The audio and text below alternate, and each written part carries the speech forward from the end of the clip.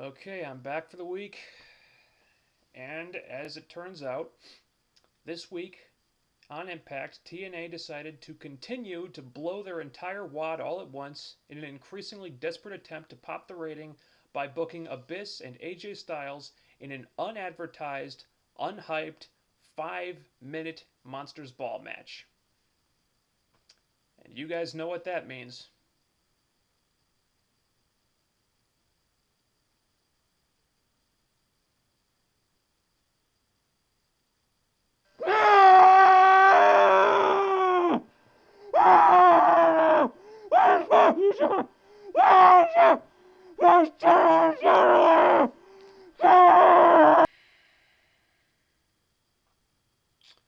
Look, I gave TNA a pass on the Van Dam title change because, as questionable as it was, at least you could see why they wanted it to be spontaneous, and it did sort of pay off for them in the ratings at the time.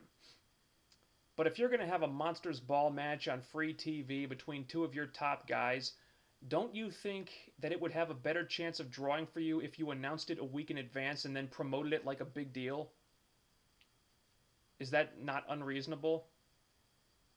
When you do it on the spur of the moment like this, and then you don't give it enough time to mean anything, you're basically telling the fans that this match is not a big deal because you're not treating it like a big deal, which defeats the whole purpose of doing the match in the first place because the purpose of doing it is to draw ratings, which it won't if fans don't think it's a big deal.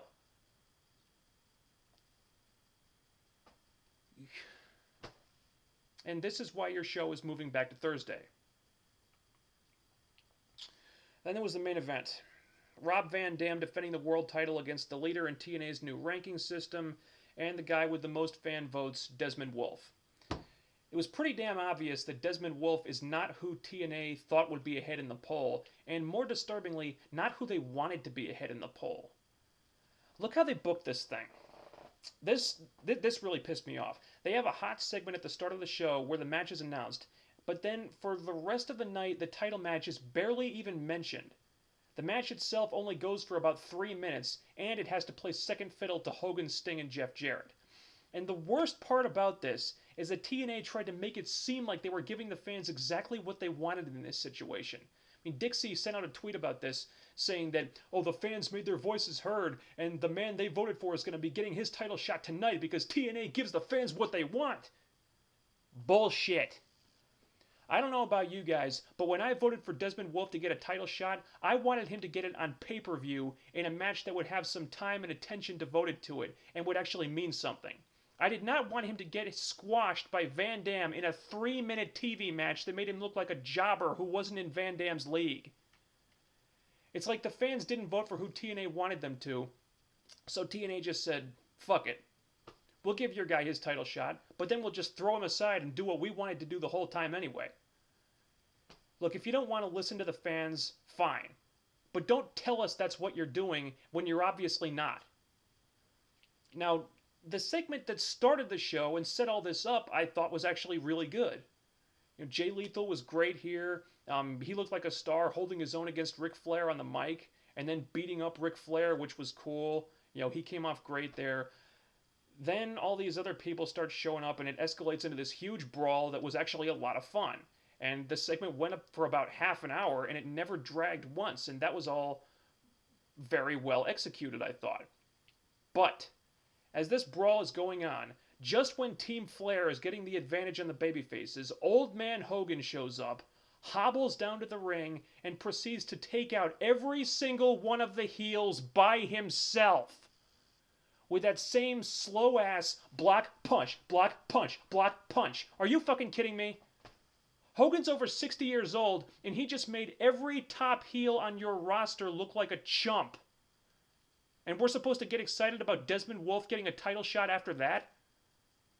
Then, for some reason, Hogan adds 3D to the Beer Money Motor City Machine Guns match for later in the night, and what I thought was going to be the start of a feud between those two teams to promote their upcoming DVD then turned into a match where the Motor City Machine Guns were basically an afterthought. I mean, the match itself was fine until the band showed up to ruin it, and I did like Sabin and Shelley pooning Hall and Nash there for a second, but why the hell was it necessary to add all this shit to the match in the first place? Oh, Eric Young turning heel again and joining the band was horrible, and it made no sense whatsoever. That's right.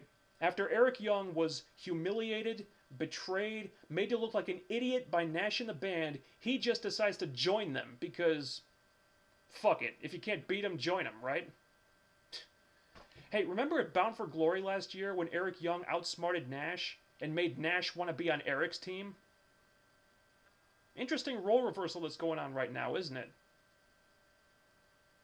The Orlando Jordan bullshit I refused to watch. I switched over to Raw when that crap came on.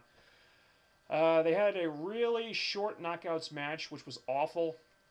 The first time Sarita and Taylor Wilde are on the show in like 2 months, and they have to deal with the beautiful people botching every 5 seconds. Lacey and Velvet Sky hitting quite possibly the worst DDT in the history of wrestling. And then, to cap it off, they get used as nothing but fodder to build up Tara, who, by the way, is leaving the company at the end of the month. You figure that one out. Why not just have Tara eat the pin? She's got nothing to lose by getting jobbed out at this point. And finally, the Sting Hogan segment that closed the show was just, well, frankly, it was confusing. I mean, Hogan completely botched his promo for one, and I don't know about you guys, but I really didn't understand Sting's explanation. I mean, something about Hogan always being protected by a veil or something. I don't know. I mean, that would make sense considering he was booked to destroy all the top heels in the company by himself this week. But they could have made that a lot clearer than they did. And then the ending with Jeff Jarrett coming out to attack Sting, with Hogan stopping him from doing anything for some reason, just fell completely flat. Look, I'm probably sounding more negative here than I really intend to. Generally, I liked the first hour of the show. Yeah, there were problems, but it was exciting and it came off well regardless, I thought. The second hour is where it all went downhill.